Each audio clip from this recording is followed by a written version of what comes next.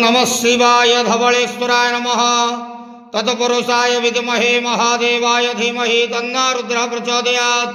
दीपं यदि परं ब्रह्म दीपं यदि जनार्दनः दीपहरतु मे पापो पूजा दीप नमस्तुते। बाबा धवळेश्वर महाप्रभु संसार सुखी रखंतु। आज शुभ शुक्रवार रे समस्त श्रद्धालु भक्त मानक आशीर्वाद करंतु। समस्त श्रद्धालु भक्त मानकर मनस्कामना पूर्ण करंतु।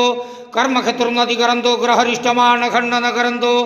जगतर मंगल करंतु। विश्वर कल्याण करंतु।